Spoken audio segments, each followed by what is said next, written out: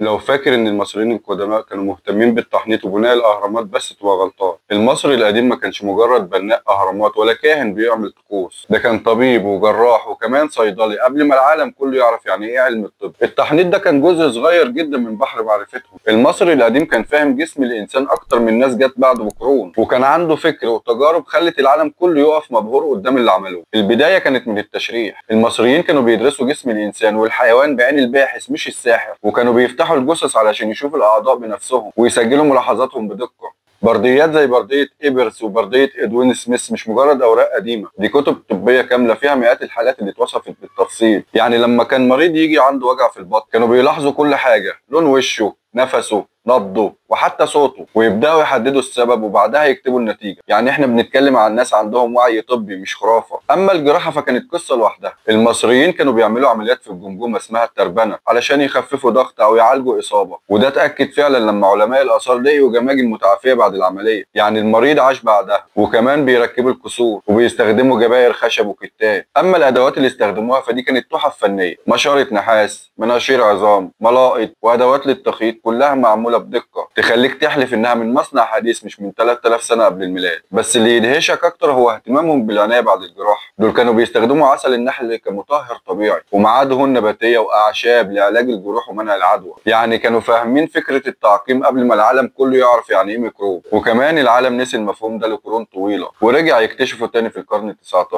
بس المصريين كانوا بيطبقوه من الاف السنين. وبالنسبه للصيدله فالمصري القديم كان شايف ان الطبيعه كلها عياده مفتوحه، كل نبات، كل حجر، كل ماده لها فايده. استخدموا الحنه والثوم والبصل والعسل وزيت الخروع في علاج امراض مختلفه، وكان عندهم وعي بالجرعات وطريقه التحضير. يعني كانوا بيقيسوا وبيخلطوا بنسب دقيقه، حتى كانوا فاهمين ان في نباتات ممكن تضر لو استخدمت غلط، وده في حد ذاته فهم مبكر جدا لفكره تفاعل الادويه. وبعض الوصفات دي لسه بتدرس لحد النهارده، والعلم الحديث اثبت ان فعلا ليها فعاليه، زي استخدام العسل كمضاد للبكتيريا او المر كمطهر طبيعي. المر اللي هو صمغ طبيعي بيطلع من شجره اسمها شجره المر او شجره الكندر.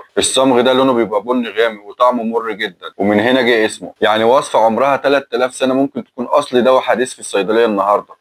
بس المصري القديم ما كانش بيفكر في العلاج بس، لا ده كان عنده كمان وعي بالنظافه والوقايه. كان الاغتسال جزء من الحياه اليوميه، والبيوت فيها اواني مخصصه للميه، والمعابد فيها اماكن للطهاره قبل الطقوس. الكهنه اللي كانوا بيعالجوا الناس كانوا بيحلقوا شعرهم بالكامل علشان يمنعوا اي عدوى، وبيغسلوا جسمهم كمان اكتر من مره في اليوم. يعني باختصار كانوا فاهمين ان الوقايه اهم من العلاج. نيجي بقى لحكايه البرديات. برديه ايدون سميث دي مش مجرد ورق، دي اول مرجع طب في التاريخ. اتكتبت حوالي سنه 1600 قبل الميلاد، لكنها منقوله من نصوص اقدم، يعني عمرها قريب من 3000 سنه قبل الميلاد. البرديه فيها 48 حاله طبيه حقيقيه، معظمها عن اصابات في الراس والعمود الفقري والصدر. الطبيب كان بيبدا الحاله كده: لو عالجت رجلا اصيب في راسه وفتحت جرحه ووصل الى العظم، وبعدها يشرح الاعراض والعلاج والنتيجه. وفي حاله كمان كتب: اذا لم يكن المريض قادرا على تحريك رجله اليمنى ويده اليمنى فإن هذا دليل على إصابة النصف الأيسر من المخ. يعني الراجل كان فاهم وظيفة نصفين المخ قبل ما العالم كله يعرفها. وفي بعض الحالات كان بيقولها ببساطة: هذه حالة لا تعالج. واقعية شديدة وعلم ومنهج، مش خرافة ولا تخمين. وبيوصف حالات تانية بعلاج الجروح بالعسل والدهون، ويقول حتى لا تتعفن، ودي أول إشارة في التاريخ لفكرة مقاومة العدوى.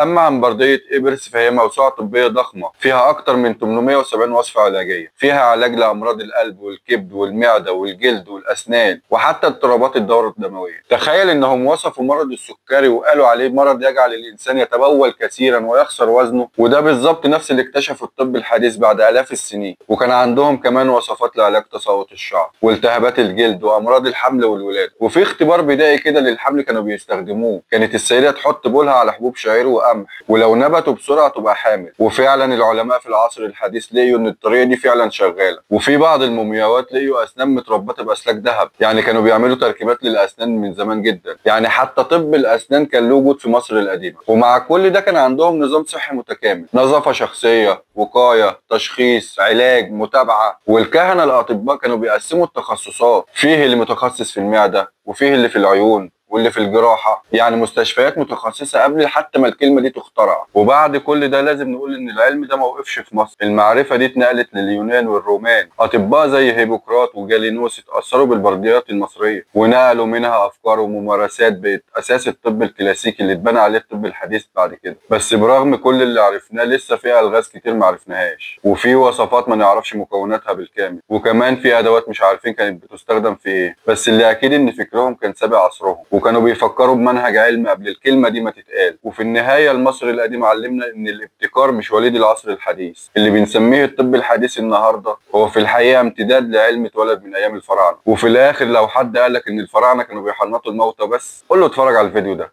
أتمنى يكون الفيديو عجبك، ما تنساش اللايك وتشترك في القناة، واستناني في أصل الحكاية الجاية.